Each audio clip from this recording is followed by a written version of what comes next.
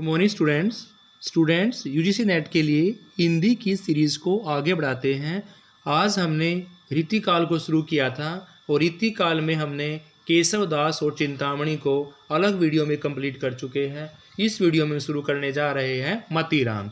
तो मतीराम का जीवन काल 1604 से 1701। मतीराम 1604 से 1701 स्टूडेंट्स रीतिकाल के सबसे प्रसिद्ध कवि चिंतामणि व भूषण के भाई कहे जाते हैं, यानी कि चिंतामणि भूषण के भाई कहने वाले हैं और ये रीतिकाल के प्रसिद्ध कवि माने गए हैं। और मतीराम का समय सीमा जो मानी गई है 1604 से 1701 मानी गई है। इनका जन्म किनका? मतीराम का 1604 ईस्वी में तिकवापुर जिला कानपुर में हुआ था। इनके पिता का नाम विश्वनाथ त्रिपाठी था, यानी इनका जन्म 1604 ईस्वी में तिकवापुर जिला कानपुर में हुआ। इनके पिता का नाम विश्वनाथ त्रिपाठी था। चिंतामणि के छोटे भाई थे स्टूडेंट्स। ये सम्राट जहांगीर, बूंदी नरेश भाव सिंह, बुंदेलखंड के राजा स्वरूप सिंह और कुमायूं नरेश ज्ञानचंद्र के आश्रित कवि रहे हैं। यानी कि मतीराम की बात करते हैं तो ये सम्राट जहांगीर, बूंदी नरेश भाव सिंह, बुंदेलखंड के राजा स्वरूप सिंह और कुमायूं नरेश ज्ञानचंद्र के आश्रित कवि रहे हैं। मतीराम द्वारा रचित ग्रंथ कौन कौन से हैं? फूल मंजरी 1619 में जहांगीर के आश्रय में लिखी गई थी। फूल मंजरी 1619 में।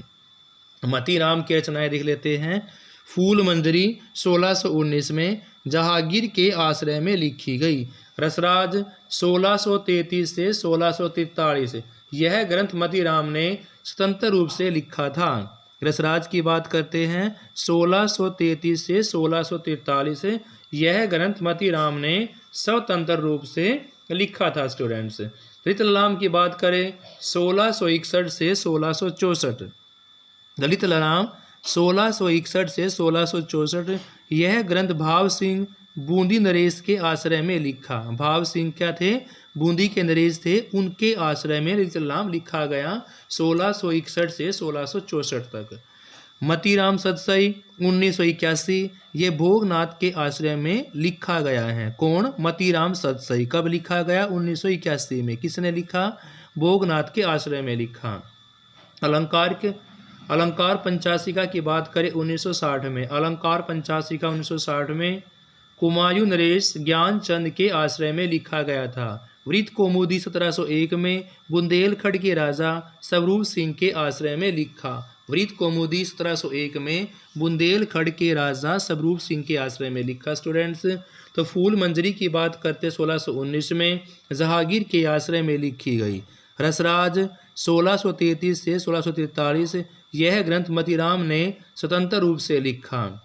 ललित ललाम की बात करते हैं 1661 से 1664। यह ग्रंथ भाव सिंह ने बूंदी नरेश के आश्रय में लिखा।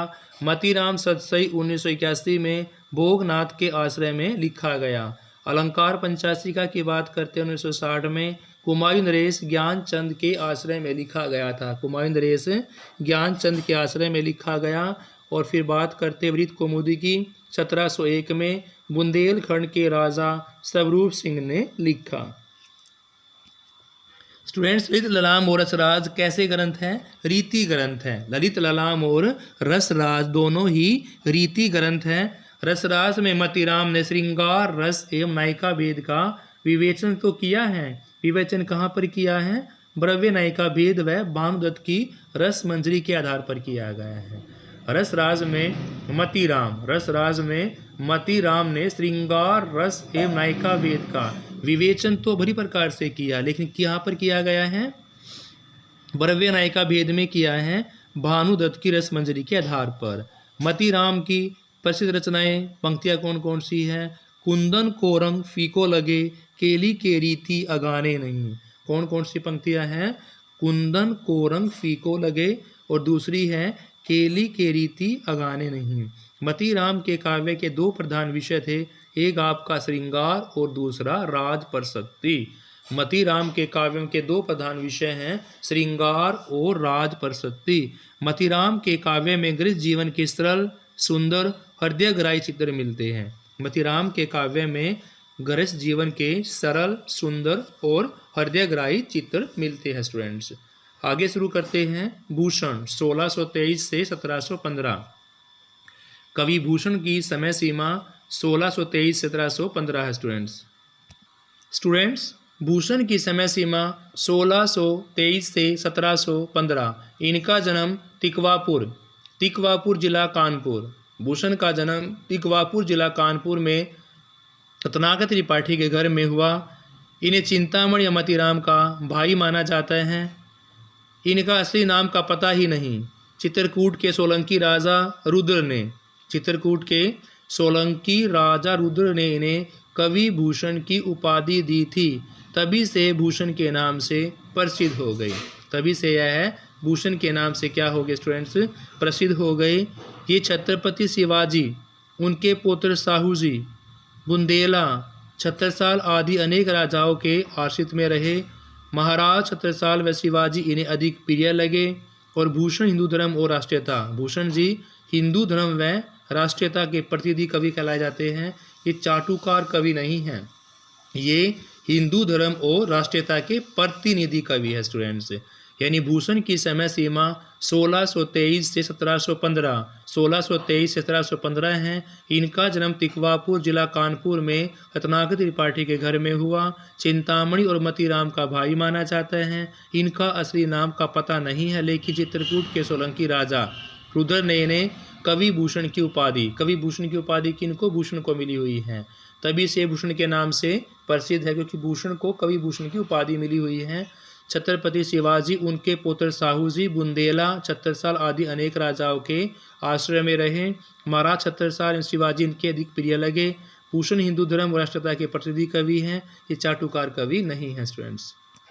फिर स्टूडेंट्स, रीति काल के अब एकमात्र कवि है जिन्होंने देशभक्ति के ओजपूर्ण काव्य, रीति काल के एकमात्र कवि ऐसे इन्होंने देशभक्ति के ओजपूर्ण काव्य रचना की और श्रृंगार रस से कोसों दूर रहे।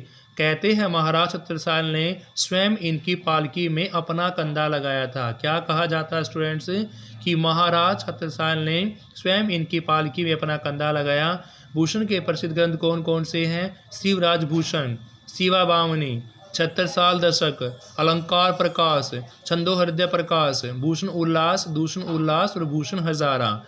स्टूडेंट्स, भूषण के प्रसिद्ध ग्रंथ कौन कौन से हैं? शिवराज भूषण है, शिवा बामनी है भूषण की, छत्रसाल दशक है, अलंकार प्रकाश है, छंदोहृदय प्रकाश है, भूषण उल्लास और फिर क्या है? भूषण हजारा। उल्लास के बाद भूषण हजारा भी है। भूषण ने शिवराज भूषण और शिवा बामनी की रचना शिवाजी के आश्रय में रहकर करी। भूषण ने शिवराज भूषण और शिवा बामनी की रचना शिवाजी के आश्रय में रहकर की। शिवराज भूषण अलंकार ग्रंथ है, जिनमें 105 अलंकारों के लक्षण उदाहरण जयदेव की चंद्रालोक के आधार पर किए गए हैं। शिवराज भूषण अलंकार ग्रंथ है, जिसमें 105 अलंकारों के लक्षण उदाहरण जयदेव की चंद्रालोक के आधार पर दिए गए।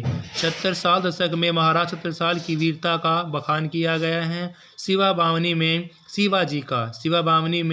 शिवाजी का बखान किया गया है स्टूडेंट्स।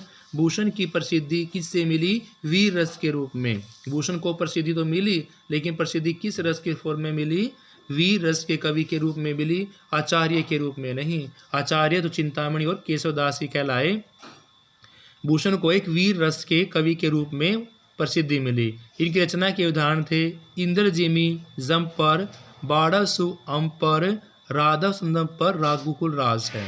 यानी कि इंद्रजिमी जम्पर, वाड़वसु अम्पर, राधव सुंदम पर रघुकुल राज है। दूसरी, सबन के ऊपर ही ठाड़ो रयुब के जोग। और तीसरा है ऊंचे घोर मंदिर के अंदर रहनवारी, ऊंचे घोर मंदिर के अंदर रहती है। ऊंचे घोर मंदिर के अंदर रहनवारी, ऊंचे घोर मंदिर के अंदर रहती है। बाद में भाषा भूषण पर टीकाएँ लिखी गई, अलंकार रत्नाकर और भूषण चंद्रिका। स्टूडेंट्स, बाद में भाषा भूषण पर जो टीकाएँ लिखी उनके नाम क्या थे?